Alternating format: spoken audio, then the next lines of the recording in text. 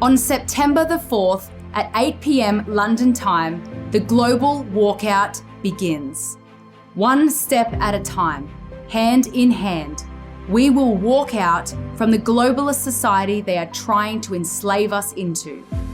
Many of us, myself included, have unconsciously subscribed to globalism by accepting the conveniences they offered us through technology, communication, and easy banking.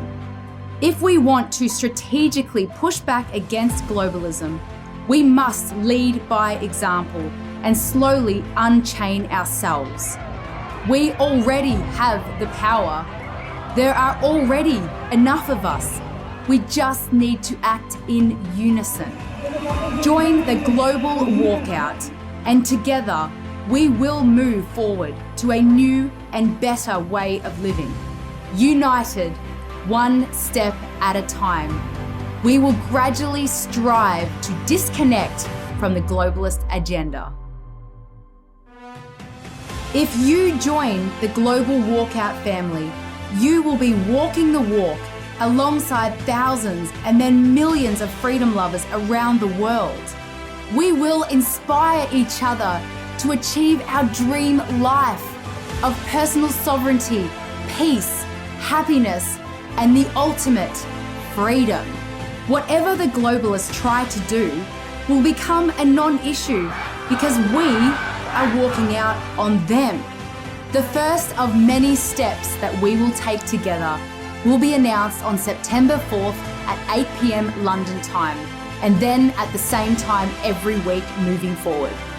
I cannot wait to create a world where we are free to move, speak, think, worship, sing, dance, breathe, and make our own choices.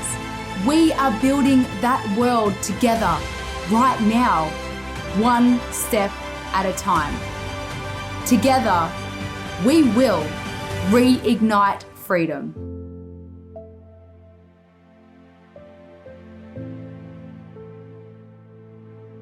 What is the Global Walkout? This weekend, I had the pleasure of meeting Monica Smit, who is the founder of the Global Walkout campaign, which I'm sure many of you have seen by now. The Global Walkout campaign is a united front to walk out from the globalist agenda. We've seen with COVID-19 a whole range of problems that have emerged, not just from the response to the virus, but the manner in which this has been done. And this is a trajectory that threatens our very way of life in the Western culture, and our Western culture and our freedoms. So at the Better Way conference, there was many different talks and sessions from across media, science, the medical world, and of course, an international collection of activists. And during the course of my time at the Better Way conference, I recorded many different interviews. And today we have the opportunity to watch my conversation with Monica Smit to learn about her compelling story about how she has fought back against the establishment during the last couple of years within Australia, the challenges that she's been through, including time spent in prison for her actions and deeds. And you'll learn about the origins and aims of the Global Walkout campaign, which I had the privilege on the 18th of September of announcing the third step, the media walkout, to encourage you to tune out from mainstream media sources for at least a week, no matter how intriguing or compelling those sources may be at the time, to actually tune out from the mainstream media and to get our information from new media, alternative media, just like the Elevate podcast. So introducing Monica Smit of the Global Walkout. Please join us in the Global Walkout campaign at globalwalkout.com. And for now, enjoy this conversation.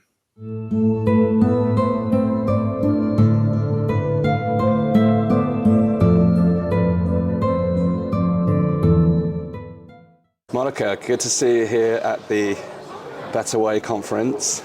Global Walkout. Talk to me. What's it all about? Global Walkout. Well, I mean, look, after 2.5 years of, fighting on the front lines, I'm sure you have too, yelling and screaming, being angry, thinking that maybe we could there could be a quick fix to this. I think a lot of people are now realising that there isn't a quick fix, and that I think if we can strategically push back against globalism by actually walking the walk ourselves, we might be in for some luck here. But it just needs to be a long-term plan, and we need to be okay and patient with that. So the Global Walkout is basically once a week. We have a new step that is very easy to do. Anyone can do it, even if you're an 85-year-old grandma with a cat. You can do these steps. You don't have to do every single one, and you can do them to whatever limit makes you feel comfortable. And I'm hoping that it ends up being millions of people globally doing these steps, and so people know that they're doing it alongside other people. And the idea is that as the months go on, the steps are going to get harder, okay? Because if we really say that we're against globalism and we want to stop this, we have to walk the walk, or else it's just not going to happen. A protest once a month isn't going to fix the situation right now, which is what we've realised. So we really actually have to do it ourselves. And trust me, it's been hard for me too. I sold my Apple Watch, I've stopped using my Apple AirPods, and I'm not saying they're bad. It's just that these are extra conveniences that I don't think I need, and probably they're not good for me because they're constantly emitting Wi-Fi on my wrist and my... Anyway, the point is that I'm making sacrifices too, and I hope other people are willing to as well. And also, if there are millions of people doing the same thing on the same day, it could be very impactful for negotiation, or for, I don't want to use the word threat, but for example, if 10 million people said to Facebook, we're all going to unsubscribe from Facebook tomorrow unless you give the pages back to the people who lost them during COVID, who knows? They might actually play ball. Absolutely. It's a game of influence, ultimately. And if you have people power, then that's where you can really create change. Yeah. So this is a great idea for a campaign, but where did this come from? What have you been up to the last couple of years? Tell us a little bit about the story about what's led you to this campaign. So I started an organisation called Reignite Democracy Australia in August 2020. So right in the beginning, really, when people started realising there was something weird going on here. And also in Victoria, Australia, your audience might know that we had the worst lockdowns in the world, and for 4 months during winter, we couldn't leave our homes unless we had papers. Even if we had papers, we couldn't go more than 5 kilometres, or we couldn't exercise for more than an hour, which no one could police anyway, which was crazy.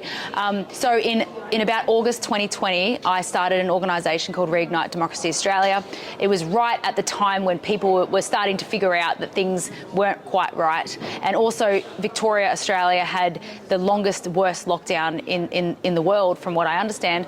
So draconian measures like, you couldn't leave the house for more than an hour a day to exercise, even though no one could police that. You couldn't leave more than 5 kilometres, which is about 2 miles. You couldn't leave the house unless you were essential, according to the government, and you had to have papers on you to leave more than 5 kilometres as well. On top of that, there was a curfew from 8 p.m.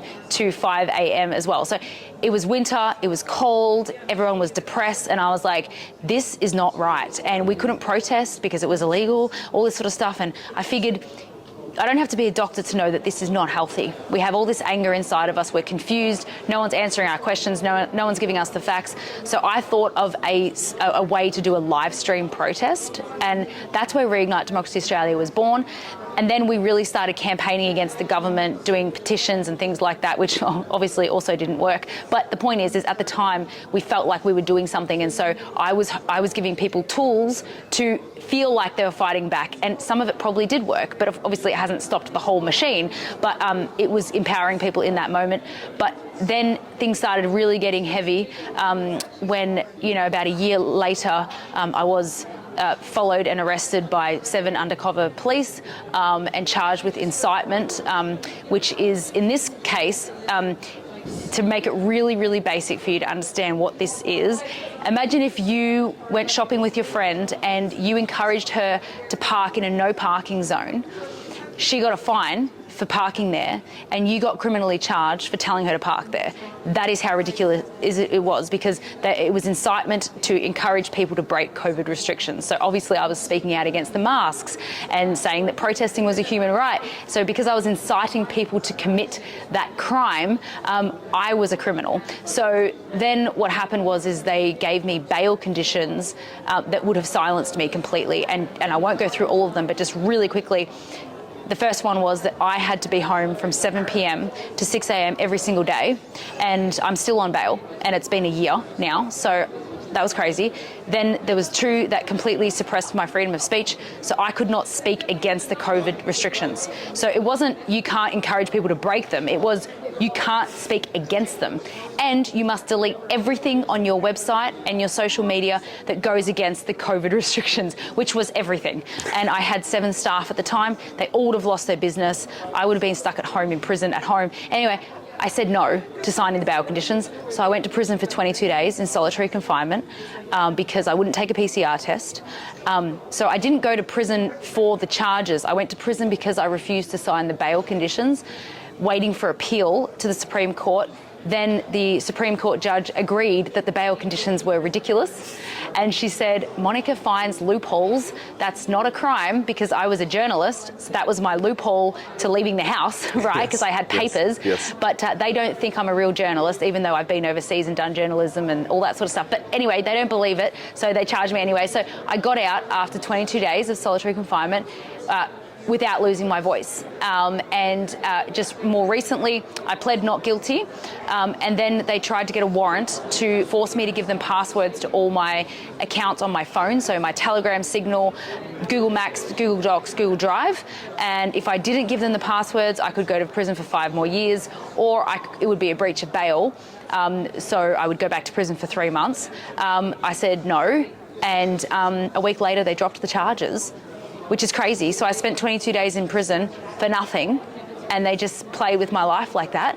But I'm still on bail, which is weird because the charges are dropped. But anyway, here I am in Austria speaking out, and my lasting message on that story is that the joke is on them because they tried to silence me. But now I have this amazing story that I can share, and it's because they attacked me, and they really should learn to leave people like us alone because they just give us more ammunition when they come after us. So anyway, that's the story. Wow. You're clearly a very strong, courageous woman, but when you got that verdict that you're going to be sent into solitary confinement for 22 days, how did you feel? What was going through your mind?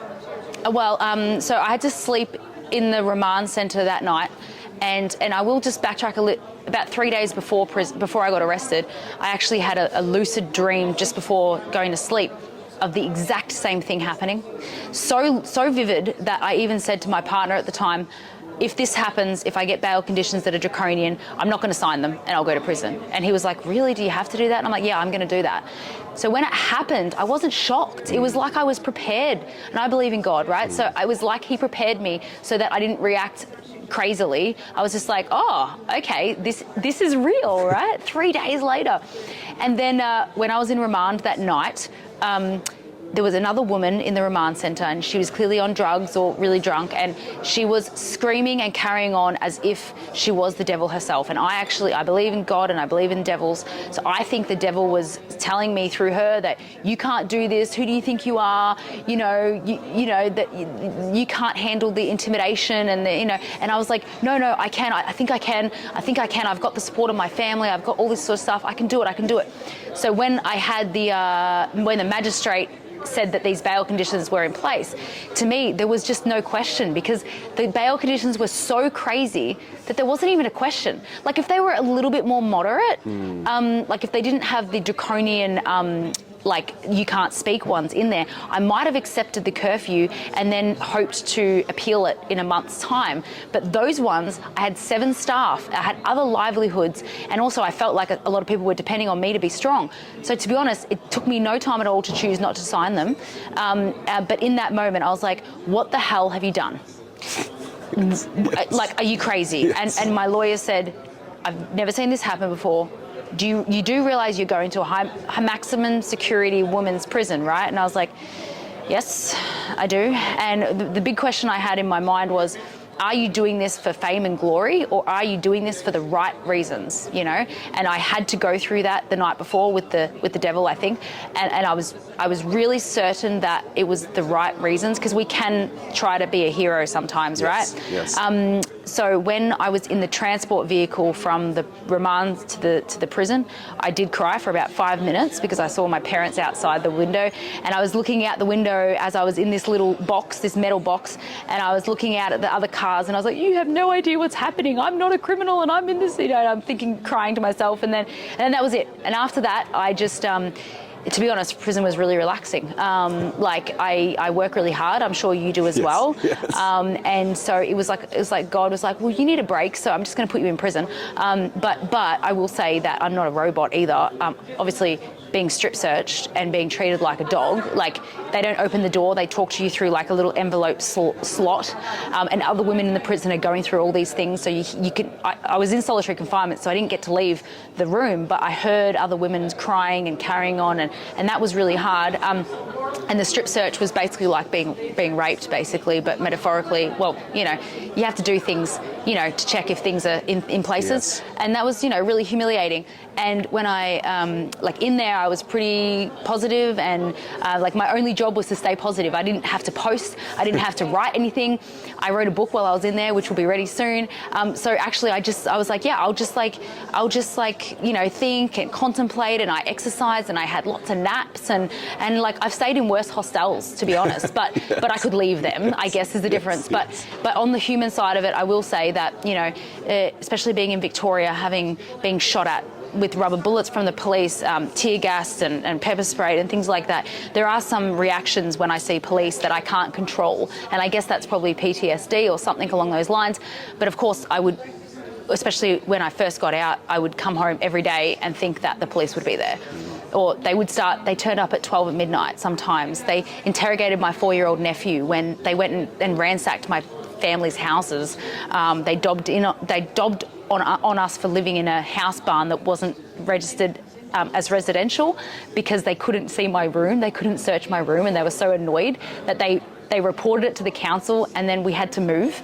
So it really broke apart my family, actually. So there was some things like from that, but overall, like in life, you know how sometimes a bad breakup seems really hard, but then it ends up being really good? It was just like prison. Like they tried to silence me, did the opposite, and now I forgive them. And I thank them, because if it wasn't for that, I probably wouldn't be here today, you know? So that's it. What an incredible story. Yeah. I mean, even when you're talking about the situation in Australia, the restrictions, the mandates, every time I hear those stories, I have to pinch myself to remind myself that actually happened. Yeah. You know, that alone, as part of your story, it still shocks me today when I take the time to relive just how life was in 2020. But when you add your story of your prison sentence and the challenges you've been through, that just makes it even more dystopian and hard to believe. And again, we have to recognize this is 2022. This is a modern society, supposedly free and open modern society that has led us, but it feels as though our culture is kind of shattering beneath us. What do you think the future holds based upon the trajectory we're heading on here? Well, the trajectory right now is terrible. There needs to be a shift in how we approach things, you know, and that's why we're doing conferences like this, to create those unities. And who knows, like now that we know each other, who knows what might happen? We could come up with an idea together that changes 100 people's lives, or who knows, right? So if we continue, I mean, insanity is to do the same thing over and over, right? We tried the quick fix, we tried the protesting, which were beautiful, some of the best days of my life. We tried them. It worked for many things, it networked and we felt good, but it's not the answer, I don't think.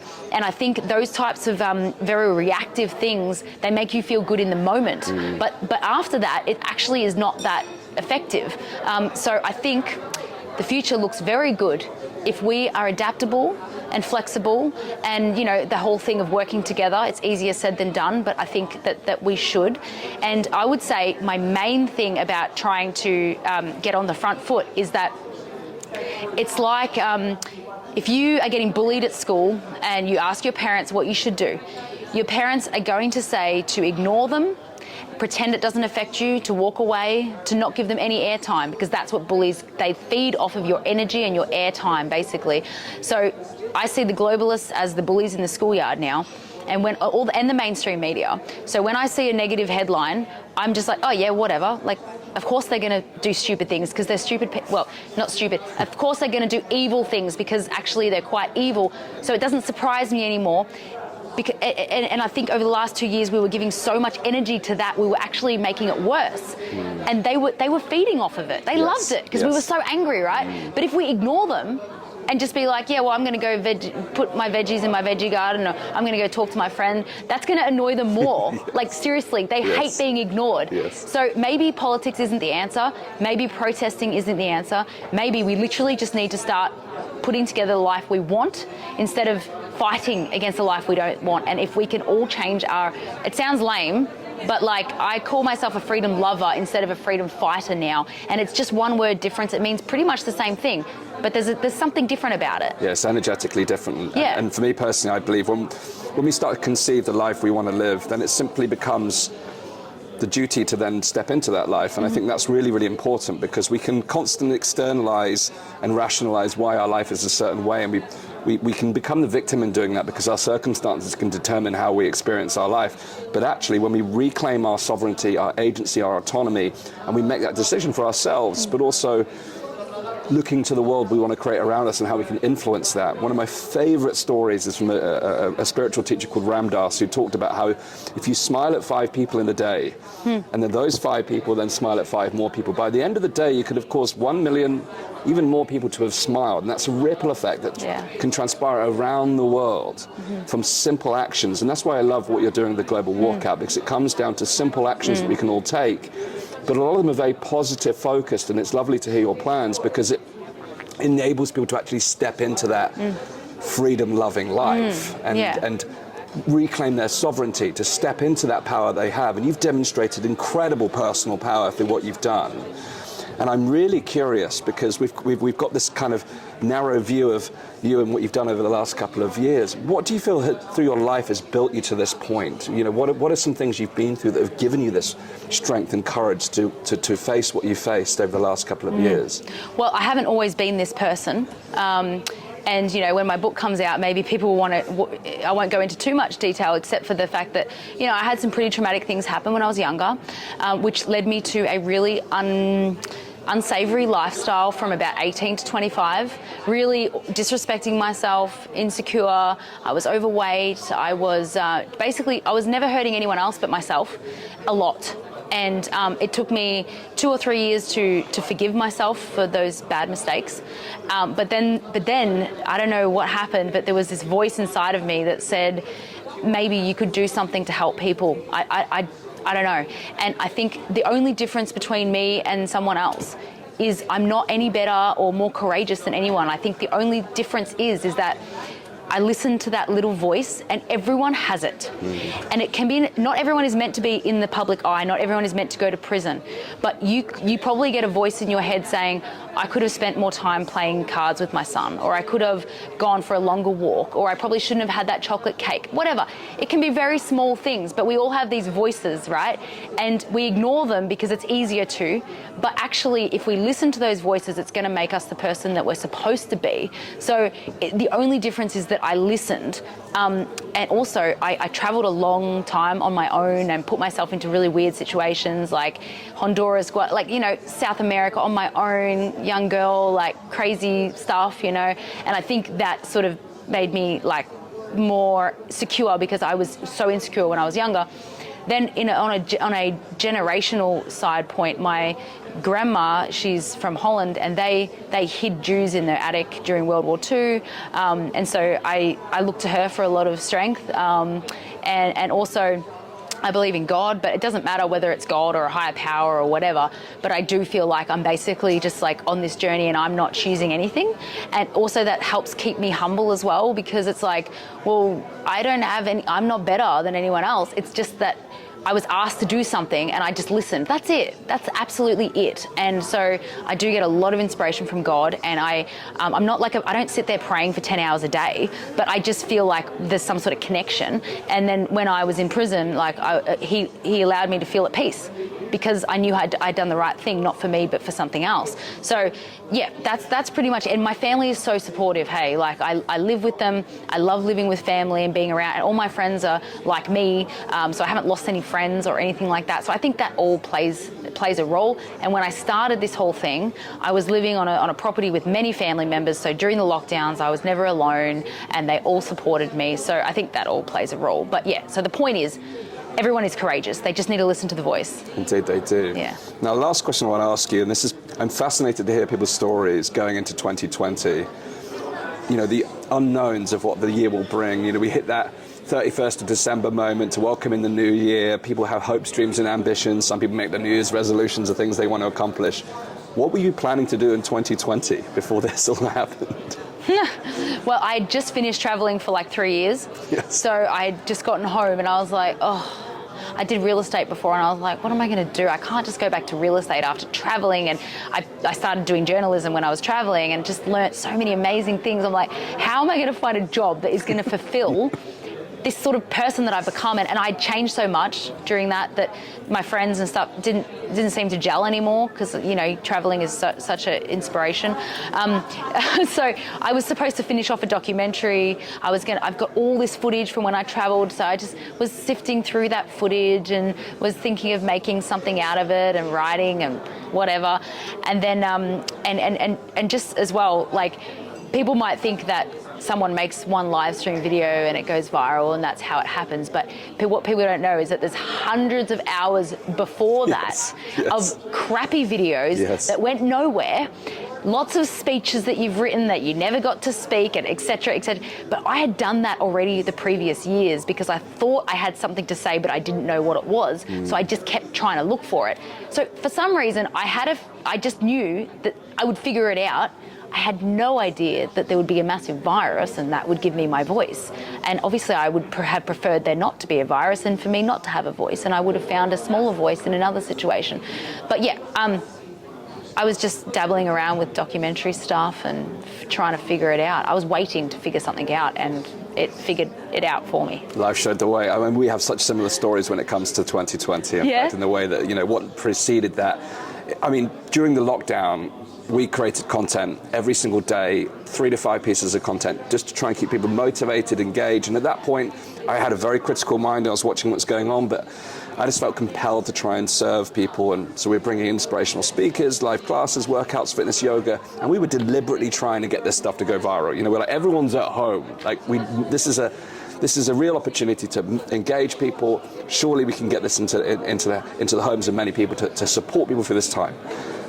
And we reached a couple of 100,000 people, which was great. And I'd been creating content for the past 5-6 years prior to that. But then come October, when it was a breaking point for me, August 2020, and I literally just picked up my phone with no intention other than to share how I was feeling about what I was witnessing.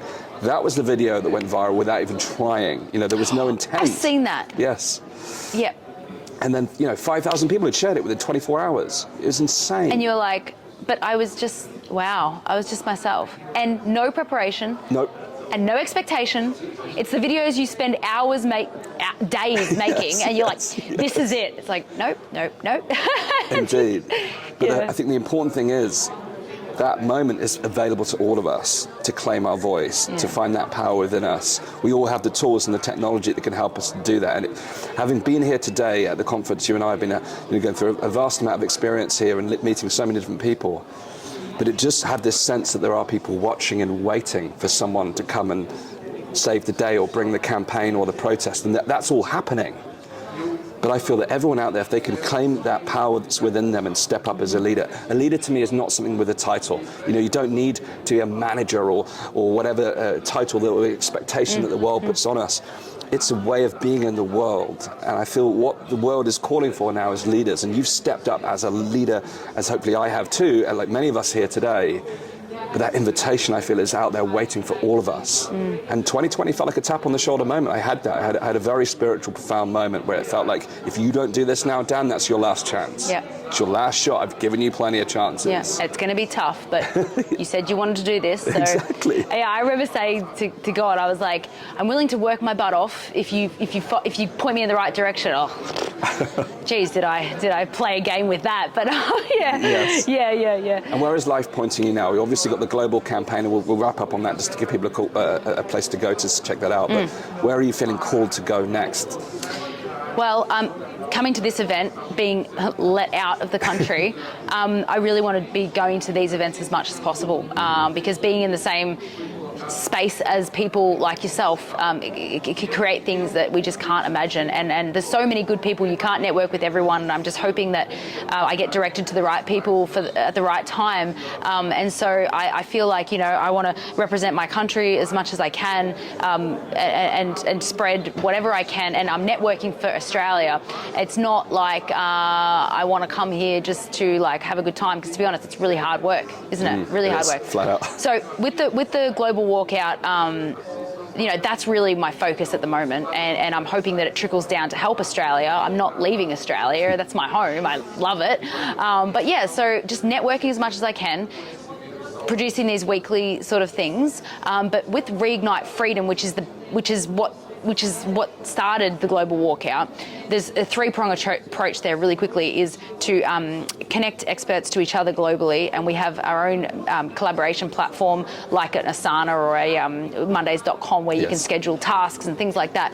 We have over 400 collaborators now, all separated into departments, and they're having weekly Zoom meetings, and who knows what's going to happen about that. On Reignite Freedom as well, we're going to have a page for each country, which is going to showcase all the different people. So you'll be on the UK page, for example. So if I was to move to the UK from Australia, I'd be able to go to that page and find anyone I want to follow or join up with. There's also going to be events on there, and then so that's the second prong approach, is to connect locals to people like you, and then the third approach is to empower individuals to become better in their own lives on their own, but also feel like they're involved in something else, and that's the Global Walkout. So that's kind of the plan. So and the Global Walkout will support other initiatives through the steps. So, for example, you spoke today, the other day, so the days are smooshing into one, you spoke about breaking up with the mainstream media, and I'm like, that's the guy for the media step. So I'm supporting your initiative by making it a step. And so I hope that I can support so many other great initiatives just by making it a step. And yeah, that's the plan. Yes, I mean, we called it a media breakup. It's actually a media walkout. Yeah, whatever. It's breaking up and walking out. I mean, you do both at the same time. That's right. Yeah. So tell us about the first two steps. What was step one? Step one was to use cash as much as possible, and step two was to support local markets and grocery stores and farmers as opposed to the big ones. Yes. So the idea is that not everyone can take out tons of cash at once. So even if you just use it 1 day a week, 7 days a week, whatever you can do is fine. We hope that it's a progressive add-on, that you don't walk backwards afterwards. So once you realize how empowering it is to use cash, you might keep doing it 80% of the time, And then number two, obviously, local grocery stores can sometimes be more expensive, so not everyone can do it all the time, but you just do what you can. Yes. And by researching what the local grocery stores are, you'll now know where they are, which you might not have known before, and you can go there more often, or researching when the markets are. Every city has a market, right? So if you just know when they are, you might go more often. And every step, most steps will have an activism element to it, to also raise awareness. So with the cash step, there was a little piece of paper, there was 4 dot points that explain why cash is so important to keep in circulation. The second one had one as well, and we've just had some really beautiful feedback. For example, one butcher, that someone gave the little piece of paper, and he said, "Oh, I got one of these yesterday as well." Amazing. What the heck? That's insane, right? So anyway, that'll just keep growing. We've only had 2 steps. Yes. So incredibly powerful. Well, we now have a third step, and if you're watching this, the third step was announced on Sunday. It's the media walkout. We encourage you to unsubscribe from all mainstream media channels, YouTube channels, delete the apps from your phone, your laptops, your tablets. Check out from mainstream media for at least a week. Even though there are some intriguing articles out there right now, the narrative is beginning to crumble. There is some mainstream support. Finally, try to unsubscribe. Have a full mainstream media diet for at least a week.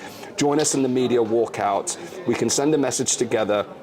There'll be future messages about how we can support independent media, independent thought. But for now, take the step 3 this week, to walk out from mainstream media. Together we can create change. This is the Global Walkout. It's been such a pleasure being here with you. It's been awesome. Really, I'll see you really soon in your country. You. And likewise, I would love to come to visit you. Not right now. Don't come now. Don't come now. It's bad. wait. Well, I've got some challenges to go through at home to deal with that. Yeah. Cool. I hope you enjoyed this powerful conversation with Monica. Please hit the subscribe and share button if you enjoy this episode. It's important that we stay connected. Censorship is is more and more rife. We're currently suspended on YouTube as I record this for 7 days for our content from the Better Way conference. So it's really important that we find alternative ways to stay in touch. So if you haven't yet subscribed to our mailing list, go to danastingregory.com/podcast to join our newsletter where you'll get up-to-date information about our content. This is the Global Walkout. One step at a time, hand in hand, we are walking out from the globalist society they are trying to enslave us into. Today is the 18th of September 2022. I'm at the Better Way conference in Vienna, Austria, and this is the third step of the Global Walkout. My name is Dan Astin-Gregory, and I am walking out with you. The third step of the Global Walkout is to unsubscribe from all mainstream media outlets, delete the apps from your phone, laptop and tablet, and unfollow all of their social media and YouTube channels. Try to avoid mainstream media for at least 1 week, even if the headline is intriguing. On the Global Walkout website, navigate to step 3, where you'll find a printout explaining why we should break up with mainstream media, and you can use these points as a way to start conversations with strangers, friends, and family. And you can catch up on all of the previous steps at globalwalkout.com. Stay tuned for the next step this time next week. Every Sunday at 8 p.m. London time, a new step will be announced. United, we will empower ourselves and each other to become more independent, self-sustainable, and in control of our own destinies. Together, we will reignite freedom. Join the Global Walkout family at www.globalwalkout.com, and we will see you next Sunday.